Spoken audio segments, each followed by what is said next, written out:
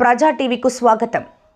చల్లని వాతావరణం, కిక్కిరిసిన జనం, అభిమానుల కేరింతల మధ్య Nandyal market yard chairman Guntupalli Haribabu ప్రమాణ స్వీకారోత్సవం పట్టణంలోని టెక్కే మార్కెట్ యార్డులో అంగరంగ వైభవంగా జరిగింది.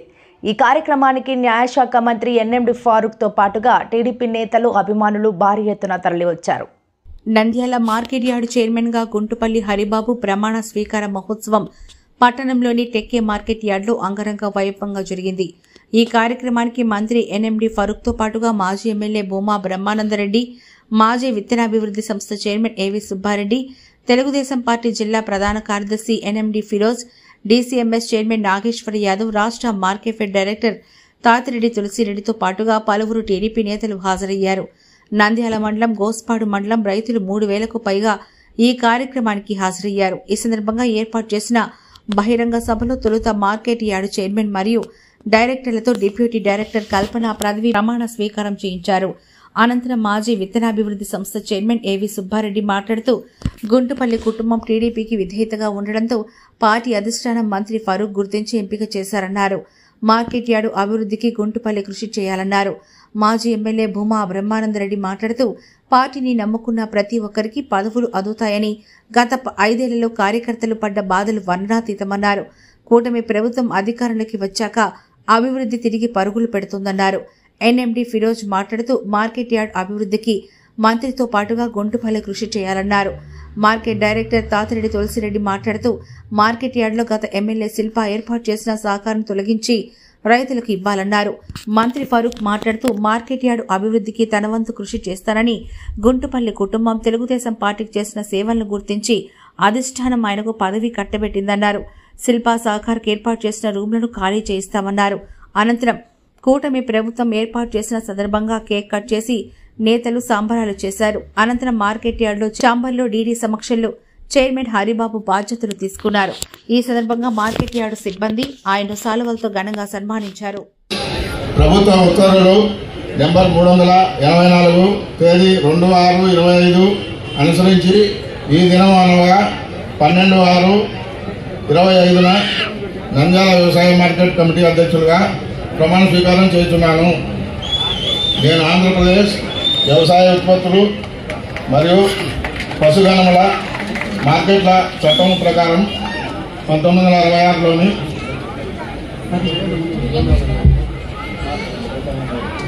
రైతు సోదరులకు అన్ని వేళలా అందుబాటులో ఉండి సేవ చేయగలగడమని మీ అందరి సమక్షంలో దైవ సాక్షిగా ప్రమాణం చేస్తున్నాను.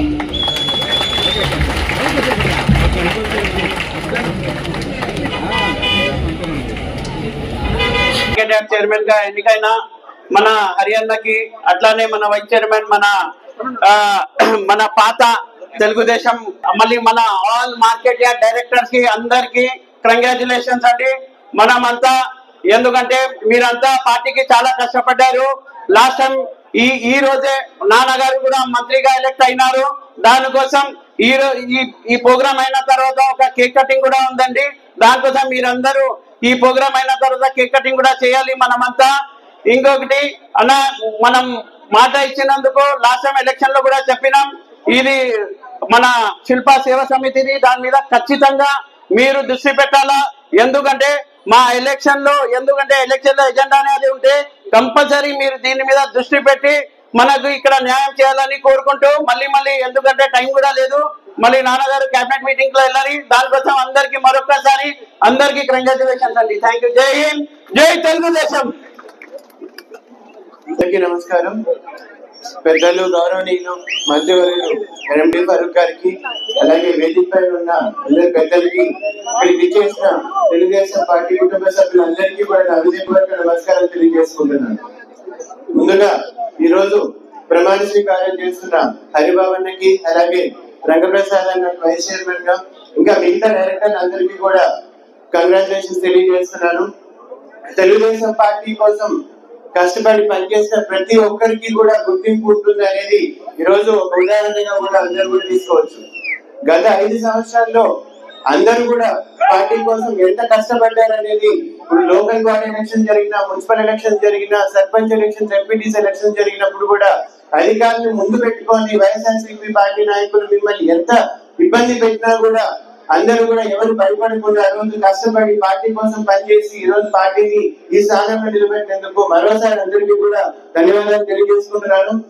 అలాగే ఈ రోజు ఫరూక్ గారు ఎమ్మెల్యే అయింది, మళ్ళీ సంవత్సరం కంప్లీట్ అయిన సందర్భంగా కూడా ఫరూక్ గారికి మరోసారి శుభాకాంక్షలు తెలియజేస్తున్నాను. అలాగే ఈ రోజు అభివృద్ధి అనేది ఇప్పుడు తెలుగుదేశం పార్టీ వస్తేనే అభివృద్ధి జరుగుతుంది అనే దానికి ఈ రోజు ఉదాహరణకి ఈ ఒక్క సంవత్సరంలోనే లోకల్ గా ఎన్నో అభివృద్ధి పనులు ఈ రోజు మొదలు పెట్టడం జరుగుతా ఉంది, ముందుకు తీసుకెళ్తున్నాం. అలాగే సూపర్ 6 లో తెలుగుదేశం పార్టీ తరఫున చంద్రబాబు నాయుడు గారు ఇచ్చిన హామీలన్నింటిలో కూడా ఈ రోజు దీపం పథకం అమల్లోకి వచ్చింది. ఈ రోజే తల్లికి వందన కార్యక్రమాన్ని కూడా ఈ రోజు చేయబోతున్నారని కూడా ఈ రోజు చెప్పడానికి చాలా సంతోషంగా ఉంది. అలాగే అన్ని అన్న క్యాంటీన్లు మొదలు పెట్టడం జరిగింది. నంద్యాల అభివృద్ధి అనేది కూడా మళ్ళీ ముందుకు పోతా ఉంది. పార్టీ కోసం పనిచేసిన ప్రతి ఒక్కరికి కూడా ఈ రోజు సముచిత స్థానం దక్కుతుంది, అందరికీ కూడా పదవులు ఇస్తారని కూడా ఈ సందర్భంగా తెలియజేసుకుంటారు. అవకాశం ఇచ్చినందుకు ధన్యవాదాలు తెలియజేస్తాను. చంద్రబాబు గారికి, ఏవిఆర్ ప్రసాద్ గారికి, బాబన్ సార్ గారికి, తులసిరెడ్డి గారికి పేరు పేరున అందరి పేర్లు చెప్పాలంటే చాలా కాలాతీతం అవుతుంది. అందులో ఫరూక్ అన్న ఇమ్మీడియట్ గా విజయవాడకు పోయే కార్యక్రమం ఉంది కాబట్టి కొన్ని క్లుప్తంగా మాట్లాడతాను. ఈరోజు నంద్యాల మార్కెట్ యార్డ్ చైర్మన్ గా ప్రమాణ స్వీకారం చేసిన గుంటపల్లి హరి గారికి నా అభినందనలు. అలాగే డైరెక్టర్లందరికీ కూడా నా అభినందనలు తెలియజేస్తున్నాను. మామూలుగా అయితే ఇది ఎండాకాలం ఉండాల్సింది, కానీ ఎంతో చక్కటి వాతావరణము, వర్షం పడతా ఉంది. ఇదొక శుభ సూచకము. రైతులకు మేలు జరిగేదానికి ఈ వర్షం అనేది చాలా జాగ్రత్తగా, వర్షం అనేది ప్రాణవాయువు లాంటిది. అలాంటి ఈ సందర్భంలో ఈ ప్రమాణ స్వీకారం జరగడం అనేది మనందరం కూడా ఆనందించదగ్గ విషయము. తెలుగుదేశం పార్టీ బలమే కార్యకర్తలు. అలాంటి కార్యకర్త అయిన హరి గారికి ఈరోజు మార్కెట్ యార్డ్ చైర్మన్ ఇవ్వడము, దాన్ని ఎన్నిక చేసిన ఫరూక్ గారికి కూడా నా కృతజ్ఞతలు తెలియజేస్తున్నాను. గతంలో కూడా వెంకటనారాయణ చౌదరి అని ఆయన మార్కెట్ యార్డ్ చైర్మన్ గా చేయడం జరిగింది. దాని తర్వాత మళ్ళా సేమ్ సామాజిక వర్గమైన హరి గారికి ఇవ్వడం జరిగింది. ఇప్పుడు నేను మొన్న చెప్పబడినని మినీ మహానాడులో మాట్లాడాను. ఏమని మాట్లాడినాను? ఇలాంటి మీటింగ్ కానీ ఏదైనా కానీ తెలుగుదేశం వాళ్ళు అప్పుడప్పుడు కలుస్తూ ఉంటే అనుబంధం ఏర్పడుతుంది అనే ఉద్దేశంతో మాట్లాడితే, దానికి కూడా వేరే రకంగా చాలా మంది నాకు ఫోన్ చేయడం జరిగింది. నేను ముందే చెప్పాను మాట్లాడేటప్పుడు, ఇది విమర్శ అనుకోవద్దు ఫిరోజ్ అని. ఫిరోజ్ కూడా చాలా చక్కగా లేచి, లేదన్నా అర్ధరాత్రి 12 గంటలు ఫోన్ వచ్చినా కూడా నేను సమాధానం చెప్తున్నానని చెప్పడం జరిగింది. నా ప్రధాన ఉద్దేశం ఏమంటే, జాగ్రత్తగా ఉండండి, ఇంకా 4 ఏళ్ళ టైం ఉంది. ఒక్కొక్కసారి కలుస్తా ఉంటే ఇట్లా వేదిక మీద ఒకరికొకరు పరిచయాలు అవుతారనే విషయం చెప్పాను. దానికి జాగ్రత్త పడమనే సూచన ఇచ్చాను. జాగ్రత్త పడకుంటే ప్రమాదము. ఇప్పుడు ఫరూక్ అన్నకు కానీ వాళ్ళ కుటుంబానికి కానీ ఉండే బలము మైనార్టీల బలం. దాన్ని మనం ఎవరమేం చేయలేము. ఫస్ట్ ప్రిఫరెన్స్ లో వాళ్ళే ఉంటారు. ఏదైనా చెడగొట్టుకోవడం కానీ, సరిగ్గా కార్యకర్తలకు కానీ పలకకుంటే వాళ్ళకి తెలియకుండానే అందరూ మంచిగా మాట్లాడుతానే చాలా మంది పోటీలు ఉంటారు. ఇలా రామచంద్రరావు ఉండొచ్చు, రేపు తులసిరెడ్డి ఉండొచ్చు, మాట్లాడిన ఏవి సుబ్బారెడ్డి ఉండొచ్చు. కాబట్టి బలం అనేది ఏముంది? మైనార్టీల బలం ఉంది. కొంత పాస్ మార్కులతో అయినా డిస్టింక్షన్ పోయే అవకాశం ఉంది వాళ్ళకు. కాబట్టి ఆ ఉద్దేశంతో చెప్పడం జరిగింది, కానీ వేరే ఉద్దేశం కాదు. పార్టీ ఎవరిని నియమిస్తే వాళ్లకు కట్టుబడి పనిచేయడమే నా దగ్గర ఉండే ఇది. కాబట్టి ఈ సందర్భంగా క్లారిఫికేషన్ ఇస్తున్నాను. ఏదేమైనప్పటికీ ఇంకొకటి నా దృష్టికి వచ్చింది, ఫరూక్ అన్న గారు ఆయన చెప్తే బాగుంటుంది. పులిమందే చుట్టుపక్కల గ్రామాల్లో పొగాకు రైతులు ఇబ్బంది పడుతున్నారు, గిట్టుబాటు ధర లేదనేది ఆయన మాట్లాడి ఆ ధరను కల్పిస్తే కూడా బాగుంటుందని చెప్పి ఈ సందర్భంగా తెలియజేసుకుంటూ ఈ అవకాశం ఇచ్చినందుకు ధన్యవాదాలు తెలియజేసుకుంటూ సెలవు తీసుకుంటాం. మాజీ సేల్స్ కార్పొరేషన్ చైర్మన్ రెడ్డి గారికి, సీనియర్ అడ్వకేట్ రామచంద్రరావు గారికి, అలాగే వేదిక పైన ఉన్నటువంటి సీనియర్ లీడర్స్ కి, అందరికి, మండల నాయకులకి, అలాగే కౌన్సిలర్స్ కి అందరికి నా నమస్సుమాంజలు. ఇక్కడికి వచ్చినటువంటి మండలం నుంచి వచ్చినటువంటి అందరి నాయకులందరూ కూడా నా నమస్సుమాంజలు. ఈ రోజు ఒక రైతు కుటుంబం నుంచి వచ్చిన వ్యక్తి గుంటుపల్లి వెంకటేశ్వర్లు కుమారుడు, ఆయన సీనియర్ లీడర్ పార్టీలో, ఆయన కుమారునికి హరిబాబుకు మార్కెట్ యార్డ్ చైర్మన్ గా రావడం చాలా సంతోషకరం. నేను అభినందనలు తెలియజేస్తున్నాను. ఎందుకంటే అతను నేను ఇద్దరం కలిసి క్లాస్మేట్స్. అలాగే మావాడు ఎప్పుడు లెఫ్ట్ హ్యాండ్ రైటర్ కు అదృష్టం ఉంటుందంట. అందుకు హరిబాబుకి ఈరోజు అదృష్టం వచ్చింది. కాబట్టి మంచి రైతు కుటుంబం నుంచి వచ్చినాడు. రైతు కుటుంబం నుంచి వచ్చినటువంటి వ్యక్తికి ఇవ్వడం చాలా సంతోషకరం. అలాగే ఈ మార్కెట్ యార్డుకు మన రాష్ట్రానికి వైసీపీ అని ఒక భూతం పట్టినట్టు ఈ మార్కెట్ యార్డు కూడా ఒక భూతం పట్టింది ముందరనే. ఇది గత సంవత్సరం నుంచి నేను ఫరూక్ సార్ చాలా సార్లు చాలా మీటింగ్లలో చెప్పినాం.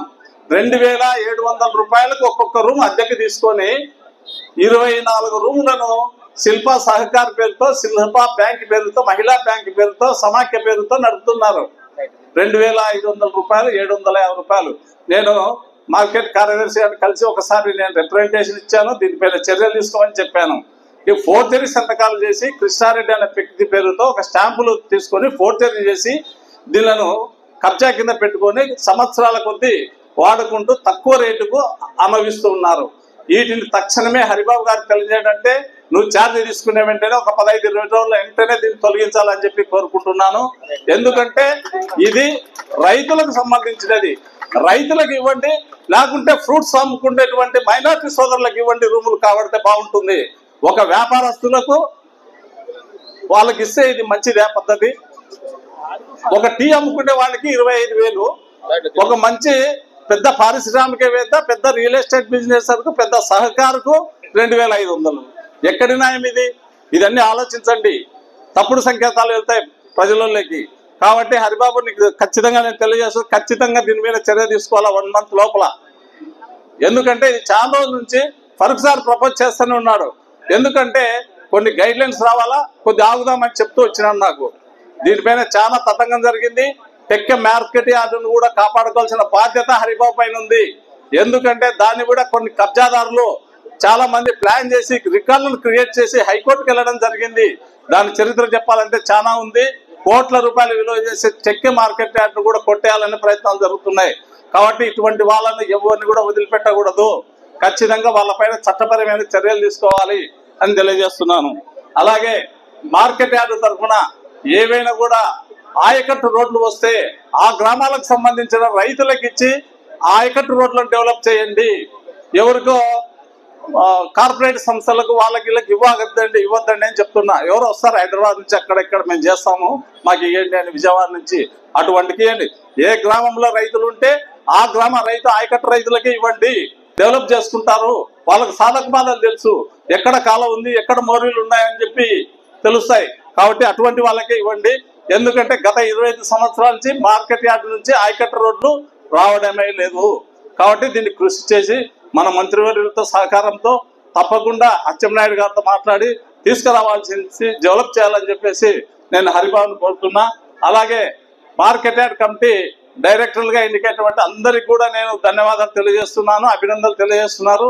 మీరందరూ ప్రతిసారి నెలకు ఒకసారి మీటింగ్ పెట్టుకొని మార్కెట్ యార్డ్ అభివృద్ధి, చుట్టుపక్కల గ్రామాల్లో ఉండే రైతులకు సంబంధించిన సమస్యలను అన్నిటినీ మీరు పరిష్కరించాలని చెప్పేసి నేను కోరుకుంటూ ఈ అవకాశం ఇచ్చినటువంటి వారికి ధన్యవాదాలు తెలియజేస్తూ సెలవు తీసుకుంటాను. హరి గారు, వారితో పాటు వారి బృందం దాదాపుగా వారి తండ్రి గారు ఉన్నప్పటి నుంచి నాకు సంబంధాలు ఉన్నాయి.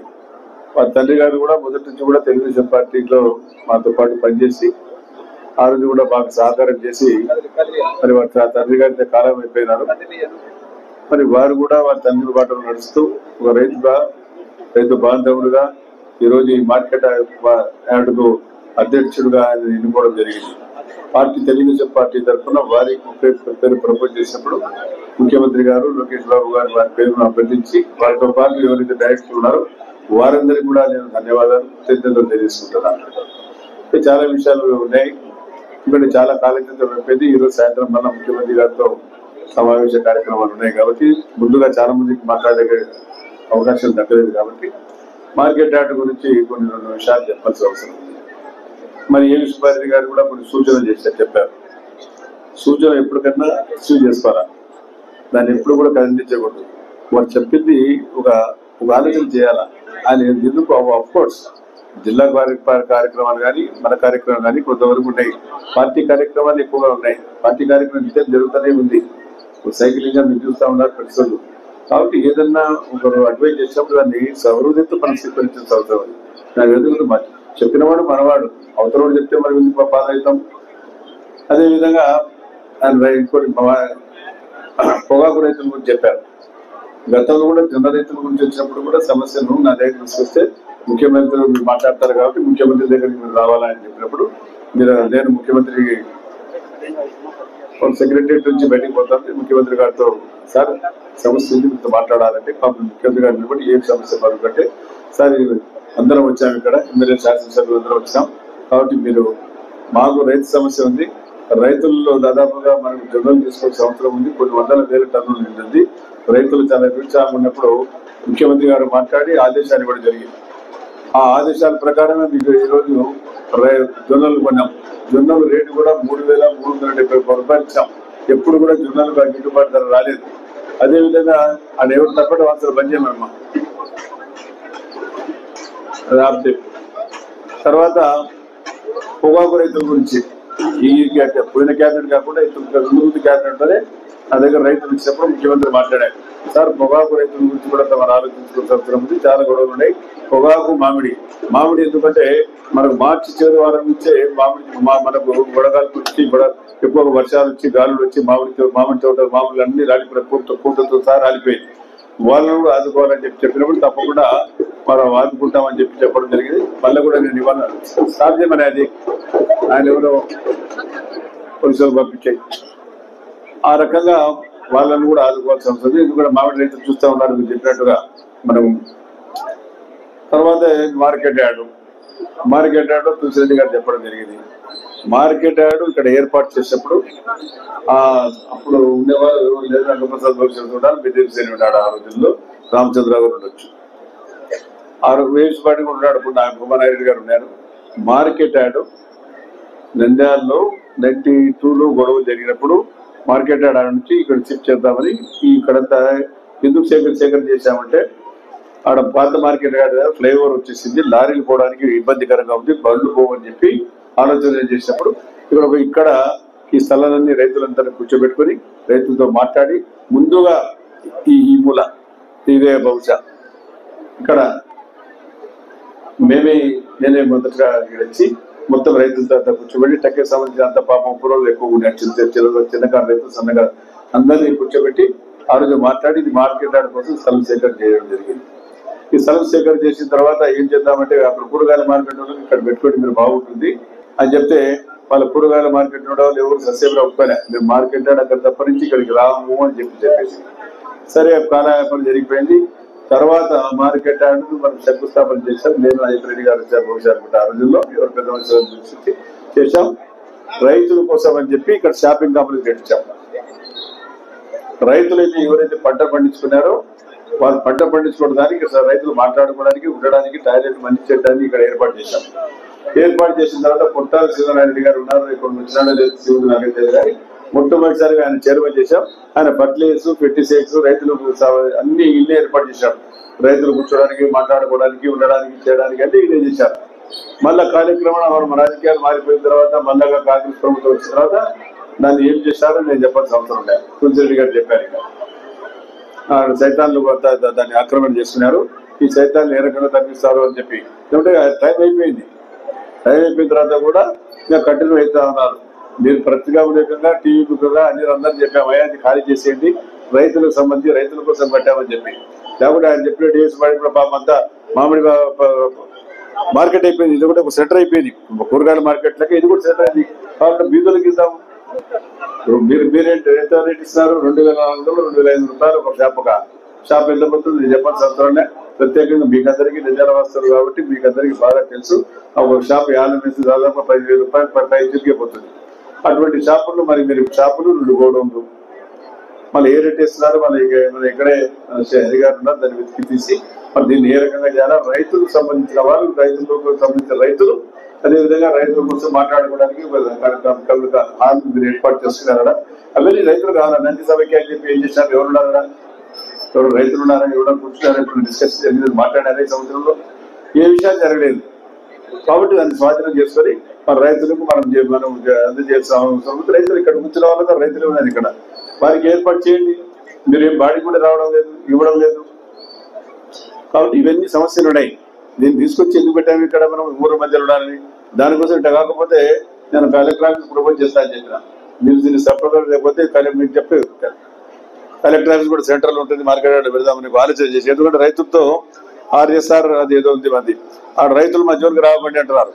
మన స్థానికులము దాదాపు 1920 గుట్లో RSR ఏర్పాటు చేయడం జరిగింది. మరిన్ని లేటెస్ట్ అప్డేట్స్ కోసం చూస్తూనే ఉండండి ప్రజా టీవీ. ప్రశ్నించే హక్కు మీది, చూపించే సత్తా మాది. Voice is yours.